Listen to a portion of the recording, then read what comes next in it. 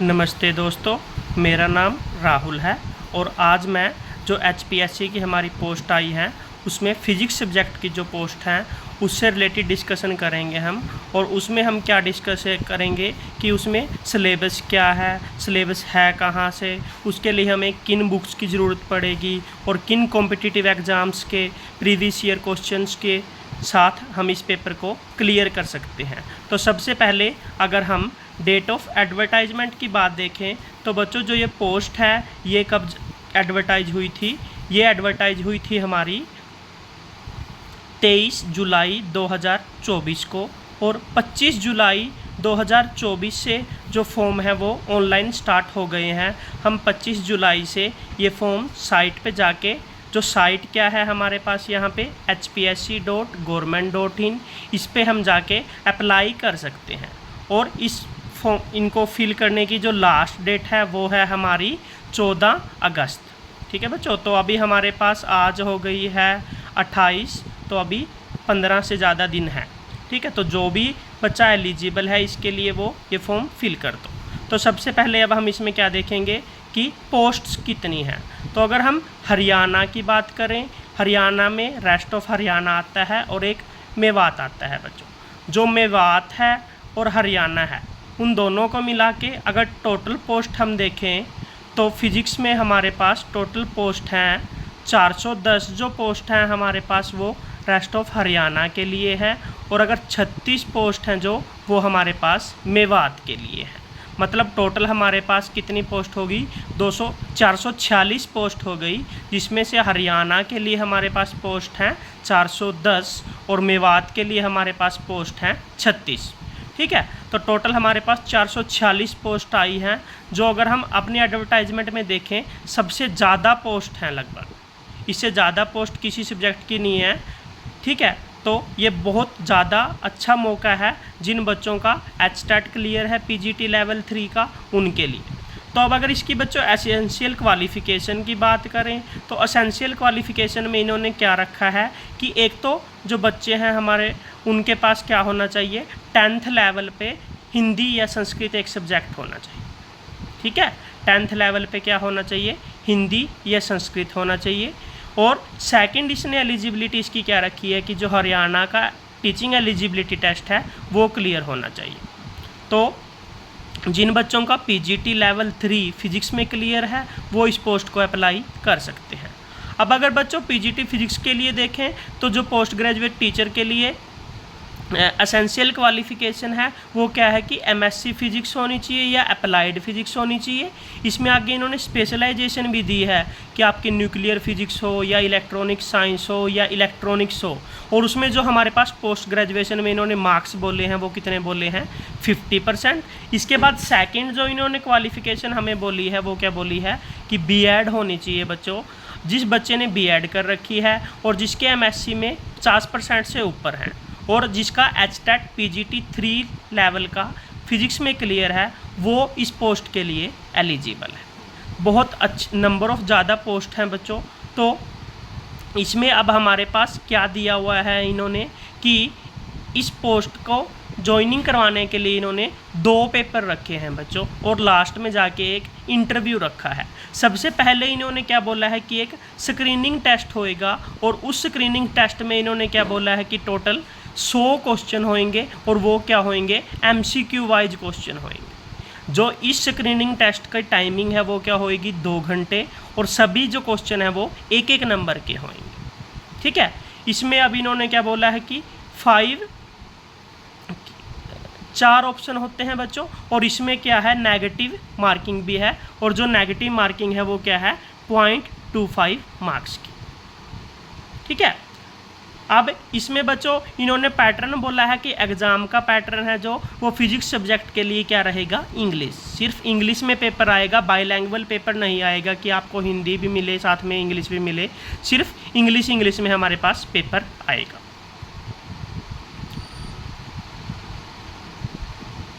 इसमें बच्चों इन्होंने एक और कंडीशन बोली है कि इन्होंने कंडीशन क्या बोली है कि अगर जैसे हमारे पास यहाँ पे हरियाणा में 410 पोस्ट हैं तो अगर इसके 4 टाइम, तो 400 का अगर 4 टाइम करें 800 और 10 का करें 40, तो 840 से ज़्यादा अगर कैंडिडेट अप्लाई नहीं करेंगे तो ये क्या कहते हैं कि जो हमारा स्क्रीनिंग पेपर है वो नहीं होएगा।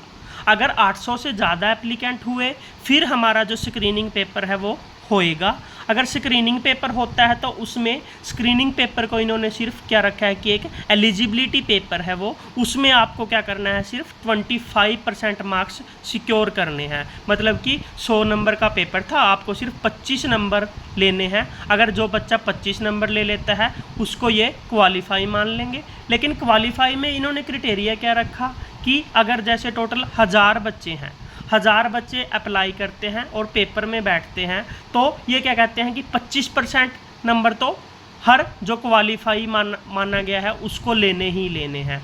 और ये किन टॉप 800 को बुलाएंगे, जैसे अगर 400 पोस्ट हैं तो 400 के अगर 4 मल्टीप्लाई करें तो 1600 हो गए ना, तो 1600 कैंडिडेट को बुलाएंगे। अगर हमारे पास टोटल 1700 बच्चों के 25% आ जाते हैं तो ये अपर मार्क्स उठाएंगे। जैसे कि 10 बच्चों ने 100 ले लिए, 10 ने 80 ले लिए, ऐसे करके जिन टॉप 1600 के अगर 400 पोस्ट हैं तो 1600 स्टूडेंट्स को ये बुलाएंगे।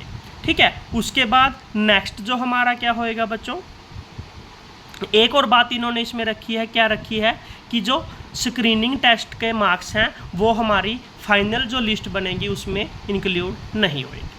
जो सेकंड पेपर बच्चों इन्होंने रखा है वो क्या रखा है, इन्होंने सब्जेक्ट नॉलेज टेस्ट, और जिसकी टाइम ड्यूरेशन इन्होंने 3 घंटे रखी है और उसके टोटल मार्क्स कितने रखे हैं, 150 मार्क्स। ठीक है, फिजिक्स सब्जेक्ट के लिए ये भी इंग्लिश में ही होएगा सिर्फ। और इसमें ये क्या कहता है कि बच्चों जो क्वालिफाइंग मार्क्स हैं वो क्या है, 35।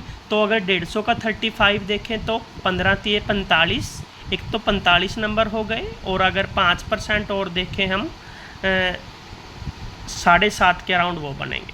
तो जिसके 42.5 के अराउंड मार्क्स होंगे वो इस पेपर को क्वालिफाई माना जाएगा। लेकिन इसमें इन्होंने बच्चों क्या रख दिया, वेटेज रख दी कि क्या 87.5% मार्क्स हैं जो इस पेपर के कंसीडर किए जाएँ। और इसमें जो क्वालिफाइंग स्टूडेंट्स इन्होंने बताया है कि ये कितने बुलाएंगे, डबल। जैसे वहाँ पे हमारे पास क्या था कि 4 टाइम बुलाएंगे, लेकिन यहाँ पे ये क्या कह रहे हैं कि हम 4 टाइम ना बुला के सिर्फ डबल बुलाएंगे। जैसे कि फिजिक्स में अगर 400 पोस्ट हैं तो ये 800 बच्चों को बुलाएंगे। और 800 कैसे चूज होंगे, वही टॉप, जैसे कि 150 में से जिनके अपर 800 हैं उन 800 को बुला लेंगे। इतना क्लियर हुआ। ठीक है, नेक्स्ट बच्चों 87.5% इस पेपर की वेटेज है और 12.5 12.5 नंबर का हमारे पास इंटरव्यू है। तो मतलब क्या हुआ कि हमारा फिजिक्स का ही पेपर होएगा सिर्फ, और उस फिजिक्स के पेपर के ही 87.5% मार्क्स अगर हम अच्छे सिक्योर कर लेते हैं तो हमारी इसमें सिलेक्शन है जो 99% कन्फर्म है। लास्ट टाइम बच्चों अगर हम बात करें तो हमारे पास फिजिक्स में स्टूडेंट ही बहुत कम थे, तो इनको स्क्रीनिंग टेस्ट लेने की ज़रूरत ही नहीं पड़ी थी, और सिर्फ हमारे पास एक ही पेपर हुआ था और सब्जेक्टिव, और उसी के 87.5% वेटेज देके जिन बच्चों ने उसमें अच्छे मार्क्स लिए थे उनकी सिलेक्शन हो गई। क्योंकि यहाँ पे इंटरव्यू है जो वो बहुत कम है, 12.5 नंबर का ही है सिर्फ। ठीक है, EWS कैटेगरीज वालों के लिए इन्होंने क्या इंस्ट्रक्शन रखी है कि जो उनका लेटेस्ट है सर्टिफिकेट वो होना चाहिए, और लेटेस्ट जो फाइनेंशियल ईयर चल रहा है वो क्या चल रहा है, 2024 से 25। अब अगर बच्चों हम सिलेबस की बात करें तो फिजिक्स का जो सिलेबस है वो काफ़ी वाइड रखा है इन्होंने। इसके अंदर हमारे पास इन्होंने टोटल 44 यूनिट रखी हैं, 1 2, ये सारा डिटेल सिलेबस भी मैंने डाल दिया है जो इन्होंने हमें दिया है। तो अगर हम देखें टोटल इन्होंने जो सिलेबस रखा है वो 44 यूनिट रखे हैं हमारे पास। ठीक है,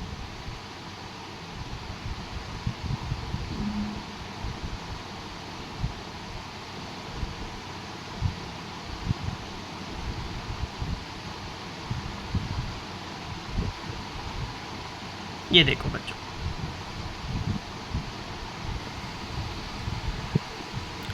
टोटल हमारे पास इन्होंने 44 रखी हैं। 44 में अब अगर हम बात करें जो स्टार्टिंग की यूनिट हैं जैसे physical world and measurement, description of motion, vector, laws of motion, friction, work energy and power, rotational motion, oscillatory motion, gravitation, elasticity, surface tension, liquid in motion, kinetic theory of gases and heat and thermodynamics. उसके बाद बच्चों बीच में ये radiations वाला जो unit है ये skip करना है, वेव्स।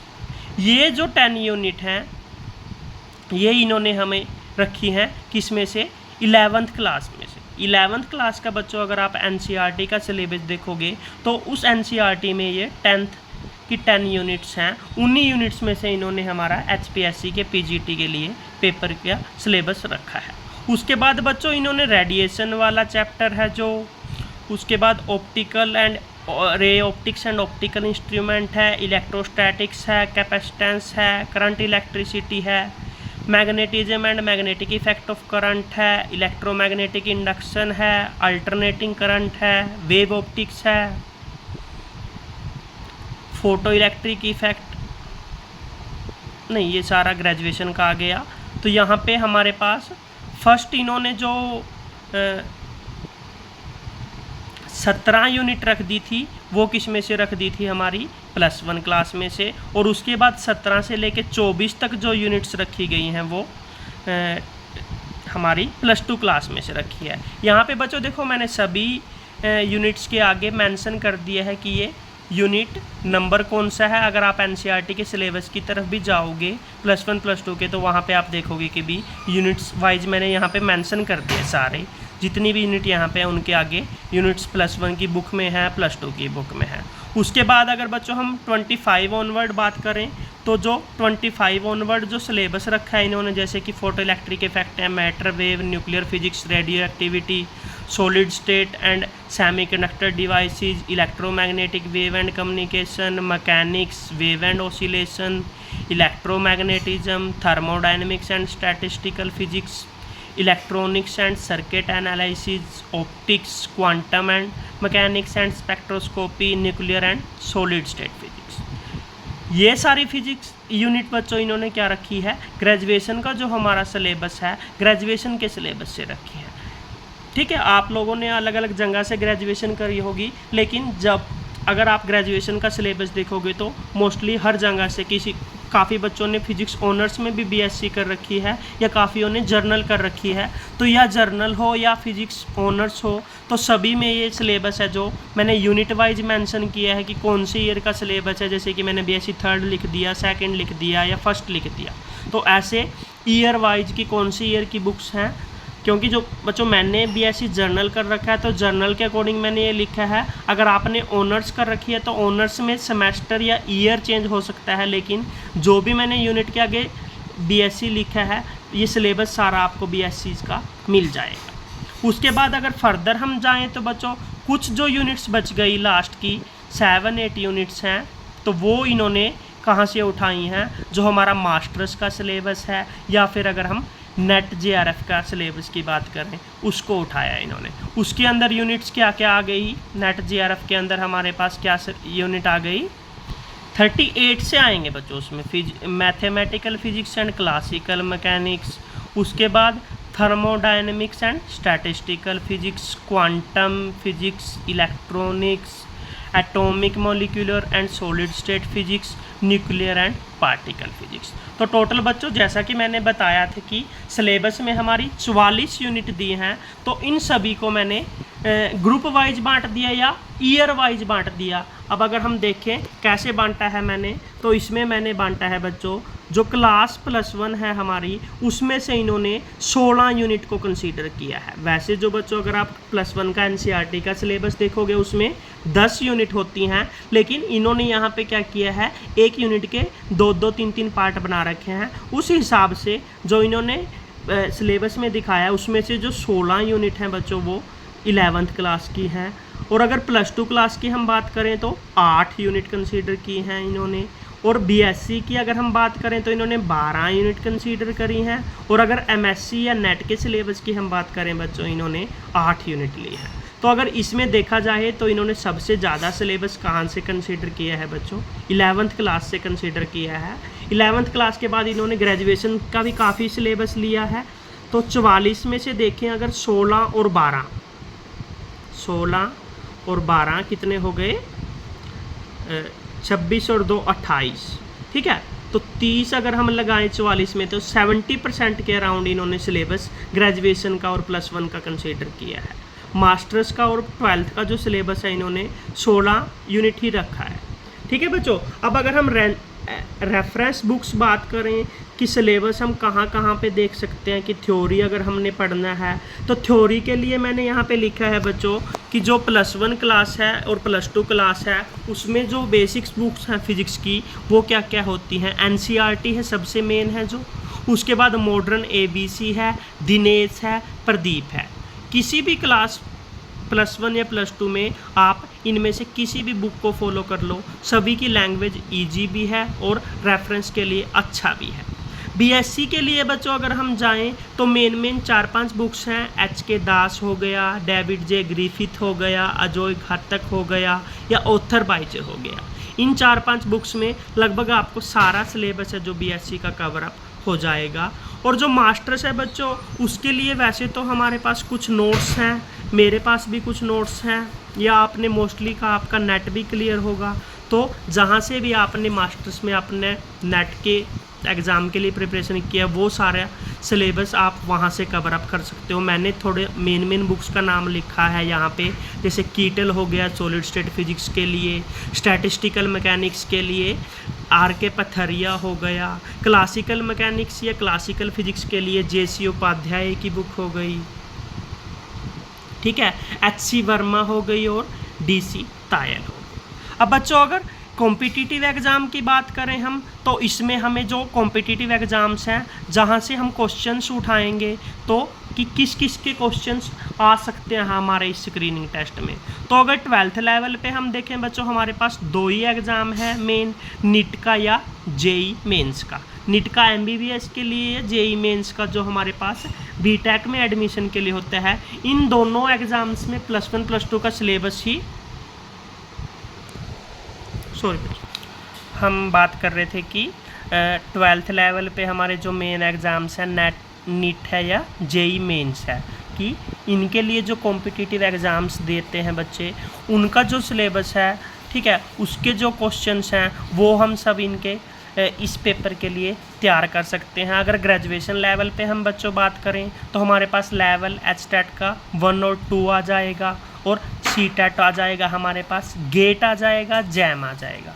ये सारे एग्ज़ाम्स के भी हम सिलेबस क्या है बच्चों फिजिक्स का वो सारा हम कॉम्पिटिटिव एग्ज़ाम्स वाला लगभग सेम ही है। तो उनके भी हम प्रीवियस ईयर क्वेश्चंस अगर ट्राई करें तो हम एक्सपेक्ट कर सकते हैं कि जो हमारा ये पेपर आएगा स्क्रीनिंग टेस्ट के लिए या फिर आगे जो पेपर आएगा उसमें ये सारा सिलेबस हमारा वहीं से आएगा, ठीक है। अगर पोस्ट ग्रेजुएशन के लिए देखें बच्चों तो आप सब ने HTET लेवल 3 क्लियर कर रखा है। HTET लेवल 3 के प्रीवियस ईयर क्वेश्चंस उठा लेंगे हम फिजिक्स के, या फिर हमारा जो मेन कॉम्पिटिटिव एग्ज़ाम है नेट का है, ठीक है। ये सारे प्रीवियस ईयर क्वेश्चंस अगर हम उठा लेंगे और बाकी जो रेफरेंस बुक्स बताई हैं इनमें से अगर हम थ्योरी का सिलेबस हम एक बार कवर अप कर लेंगे तो मुझे नहीं लगता कोई ऐसा स्टूडेंट रहेगा जिसका ये सारा ये पेपर क्लियर ना हो या उसको जो ना मिले, ठीक है बच्चों। आज हमने क्या डिस्कस किया, सारा ये सिलेबस डिस्कस कर लिया, रेफरेंस बुक्स डिस्कस कर ली, कॉम्पिटिटिव एग्ज़ाम्स डिस्कस कर लिए, ठीक है। अगर इसमें से आपको कोई भी क्वेरी लगे तो आप मेरे को कांटेक्ट कर सकते हो। मैंने इस PDF में अपना कांटेक्ट नंबर डाला है,